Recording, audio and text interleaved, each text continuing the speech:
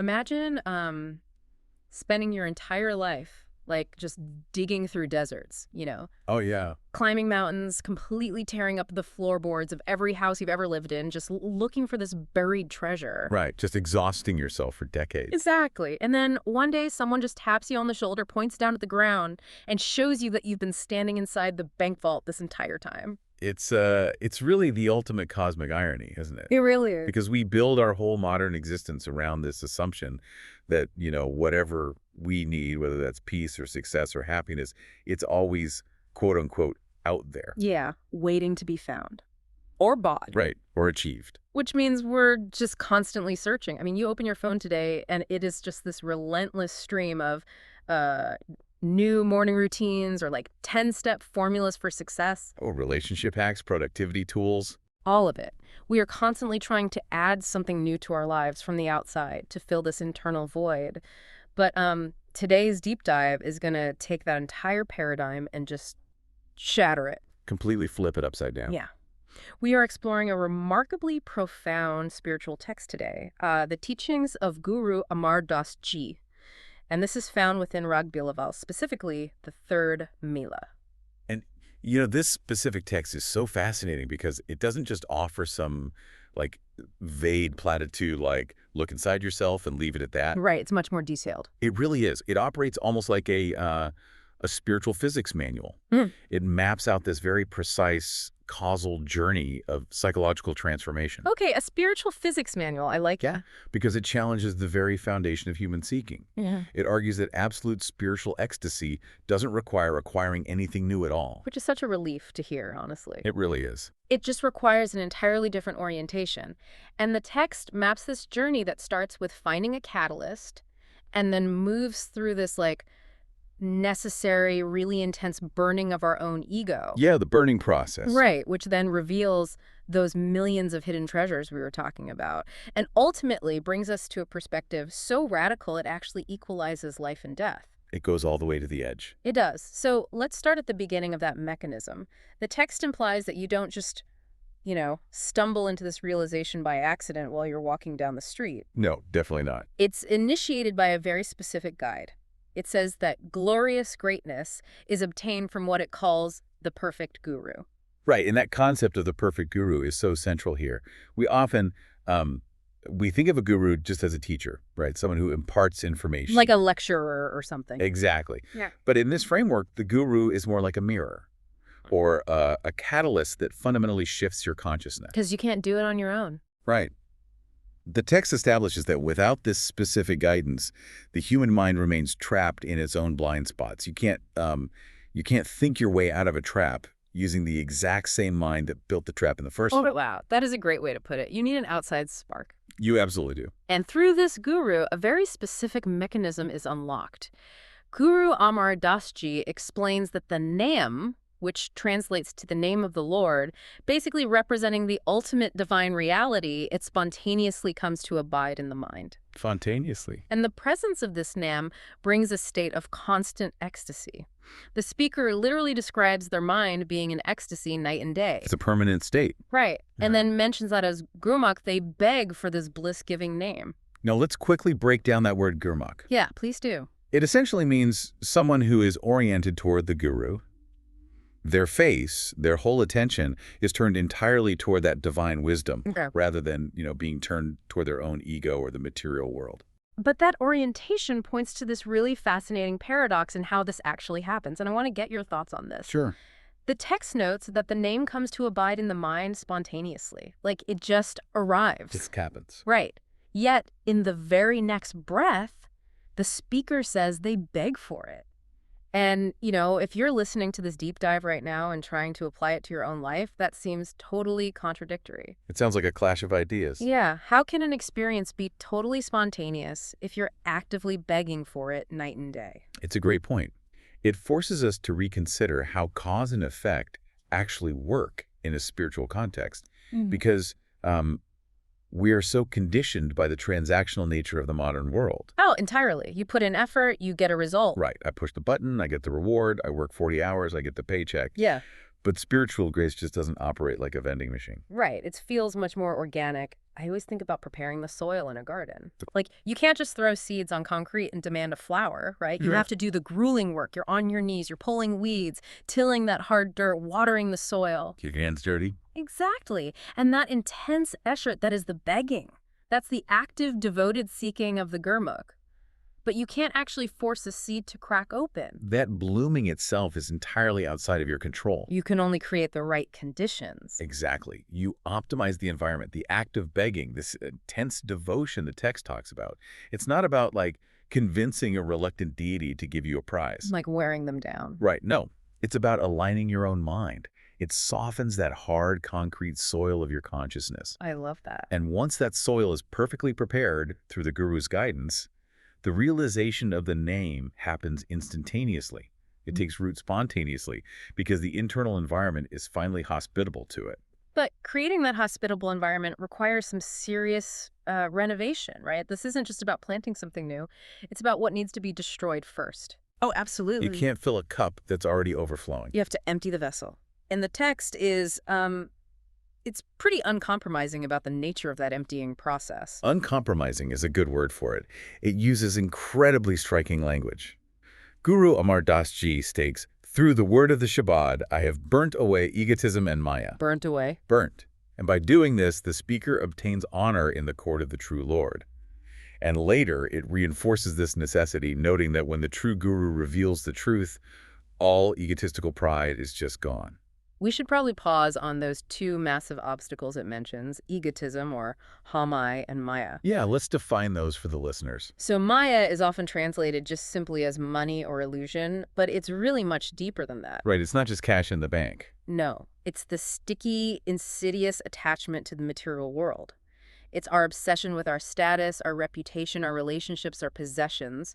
All of that is maiaa. And haumai is the false sense of a separate, isolated self. It's that little voice in your head saying, I am important, I am distinct from everything else, I need to protect what is mine.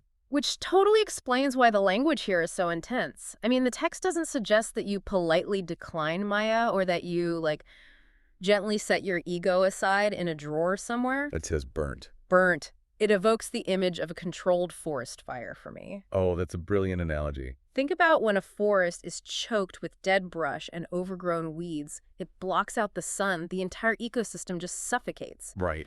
A controlled burn is violent, yes, but it completely incinerates that dead weight, and it leaves behind this nutrient-rich ash that actually makes way for new life. So does the text imply that human beings just cling to their ego and maiaa so tightly that we can't let go voluntarily? We absolutely do. They have to be torched. They do, because they form the very core of our conventional identity. Like, we build our entire lives around maiaa. To lose it feels like a kind of death. Which is why we resist it so fiercely. Exactly. We fight it. But the text specifies that this fire isn't just any fire. It's ignited by the word of the Shabad. Meaning the divine word? Or the specific teaching imparted by the guru? Precisely. The Shabad acts as the spark.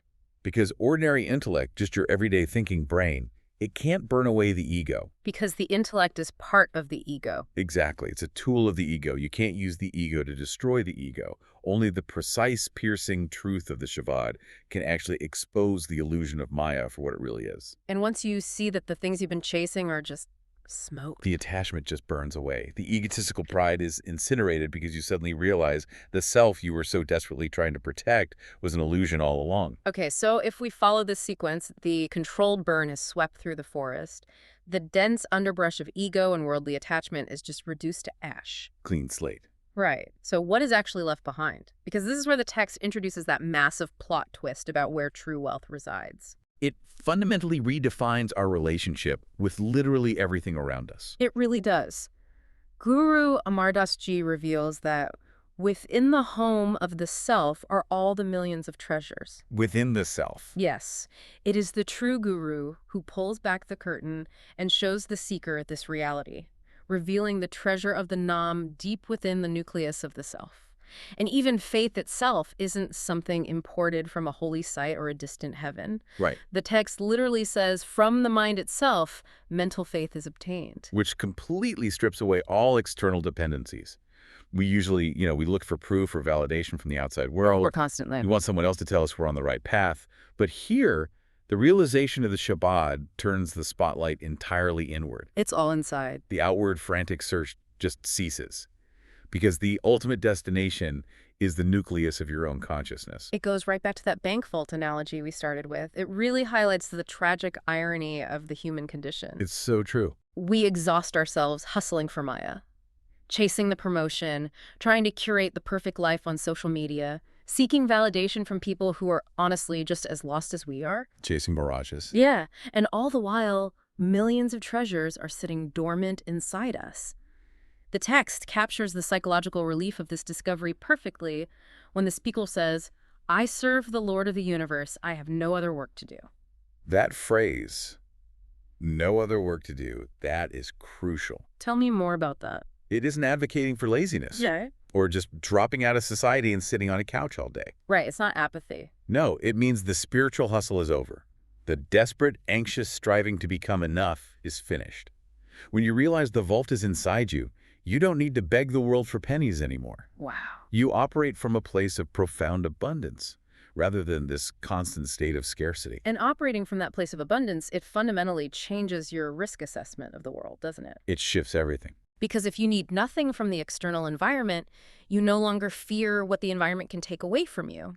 And the text takes this logic to its absolute extreme, pushing past material wealth all the way to our very survival. Right, and this is where the philosophy meets its absolute hardest test. Sure. Because detaching from a shiny new car or a job title is one thing. Detaching from your own biological existence is entirely different. It really is. And I want to push back on this concept a little bit on behalf of anyone listening right now. Go for it. Because it sounds almost impossible. The text states, "How rare is that person who looks upon life and death alike?" Life and death alike, yeah. And it promises that this rare person shall never die again and shall not have to see the messenger of death. And it explains this by saying, "Wherever I look, I see the Lord permeating and pervading." Right. But let's be real for a second.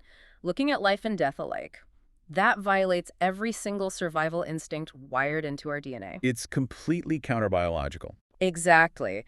So is this suggesting a state of psychological numbness, like a kind of depressive detachment where you just don't care if a bus hits you? It's a really vital question to ask because misinterpreting this can lead to a very dangerous kind of nihilism. But the text is actually describing the exact opposite of numbness. Okay, how so? Well, look at the context of the surrounding lines. The seeker's mind is described as being in ecstasy. Their meditation is always focused on the cosmic Lord, and they sing the divine name night and day. Right, that sounds very active. Exactly. Someone who is numb does not experience constant ecstasy. This is a state of being fully, vibrantly awake. Then how do they bypass the fear of death if they aren't numb to it? By understanding what death actually threatens. Think about why we fear the messenger of death. We fear it because it separates us from maiaa. Right, our family, our home, our identity. Yes. We fear it because it destroys haumai, that individual ego we've spent a lifetime meticulously building. But what happens if you have already undergone the controlled burn? Oh, if the ego is already ash, there's nothing left for death to take. Exactly. If the Shabad has already incinerated your false identity and your consciousness has truly merged with the eternal name at the nucleus of yourself, the physical transition of the body just loses its sting. That makes total sense. The text says, "Wherever I look, I see the Lord permeating and pervading." That means there is no hard border between this world and the next. It's just one seamless reality. It is all one continuous spiritual reality. You, quote-unquote, never die again because the part of you that was capable of dying, the isolated, fragile ego, is already gone. That is heavy, but it is incredibly liberating. It reframes death not as this terrifying cliff you fall off, but just as a continuation of the same divine presence you're already experiencing. It's the ultimate freedom. It means the ultimate freedom is freedom from the fear of the very end. But what makes this text so beautiful to me is that this entire journey, burning egos, facing the messenger of death, discovering internal vaults, it doesn't end in some dry academic stoicism. Not at all. It concludes by describing how this enlightenment actually feels in the human body. It brings the whole metaphysical concept right down to the sensory level. The culmination of this monumental shift is experienced as something remarkably intimate. Yeah, the text describes it using the language of taste. It says, "The word of the Guru's Shabad is so very sweet." And then the concluding line is just the sigh of absolute relief. It says, "O Nanak, my thirst is quenched, and my mind and body have found peace." Thirst is quenched. I just find it fascinating that after dealing with such massive cosmic concepts, the ultimate reward is described as something so simple: sweetness and quenched thirst. The choice of those specific sensory metaphors is very deliberate. It tells us something profound about the nature of the human struggle before the Guru's intervention. Right. It makes spiritual enlightenment sound totally different from how it's usually marketed to us. How do you mean? Well, we often frame religious devotion as this rigid discipline, like a punishment or a grueling ascetic practice where you suffer now so you can get a reward later. Like eating your spiritual vegetables. Exactly. But calling the Shabbat sweet makes it sound like a profound relief. It feels like wandering for weeks in a scorching desert, your throat is cracking, and finally taking a long, deep drink from a glass of ice-cold water. And if we look at the whole arc of the text, we understand what that desert actually was. Mm. The thirst was the anxiety. It was the endless, exhausting chasing of maiaa. The modern hustle. Yes, it was that feeling we discussed at the very beginning of the deep dive. The constant scrolling, the seeking of external validation, that desperate need for more, more, more. That is a state of deep spiritual dehydration. Spiritual dehydration. That perfectly captures the modern condition. We are drinking sand and wondering why we're still parched. But once the perfect guru reveals the internal treasure, that external thirst is finally and permanently quenched. You just stop drinking sand. Right, you realize you don't need to drink from the mirages of maiaa anymore because you have a limitless wellspring right inside your own mind. Yeah. And notice how holistic the result is here. Yeah. The text doesn't just say the soul is saved. It says the mind and body have found peace. The physical tension, the cortisol, the clenched jaw of the daily hustle, it all dissolves. It is a complete physiological and psychological recalibration. So let's step back and look at the magnificent architecture of the journey Guru Amar Das Ji maps out for us in Rag Bilaaval. It's quite a map. It is. We start with the absolute necessity of the perfect guru, right? A catalyst who helps us turn our focus inward. Through that guidance and the piercing truth of the Shabad, we undergo a controlled burn, incinerating the dead brush of our ego and our sticky worldly attachments. And by clearing away all the smoke of that illusion, the true landscape of our own mind is finally revealed. We discover the ultimate plot twist. We don't need to search the world for fulfillment because millions of treasures already exist deep within the nucleus of our own self. Beautifully said. And realizing that eternal internal wealth dissolves the boundary between life and death, stripping away our deepest biological fears. We are left not in a state of numb detachment, but in a state of sweet, visceral bliss, where our spiritual thirst is completely quenched and our mind and body finally experience true peace. It shifts our entire existence from a state of outward desperation to inward ecstasy. It's really a text that reveals new layers of depth every single time you examine it. It truly is. Thank you for taking this deep dive with us today into such a timeless and transformative piece of spiritual wisdom. We've moved from the intense fire of letting go to the incredible sweetness of finding what was actually already there all along. It's been a great conversation. And we want to leave you with one final thought to mull over today. The text explicitly tells us that within the home of the self are all the millions of treasures. So as you go about your day, as you look at your calendar, your goals, and all your stresses, ask yourself this. What external mirage of maiaa are you currently exhausting yourself chasing, completely forgetting the limitless vault that already exists inside your own mind?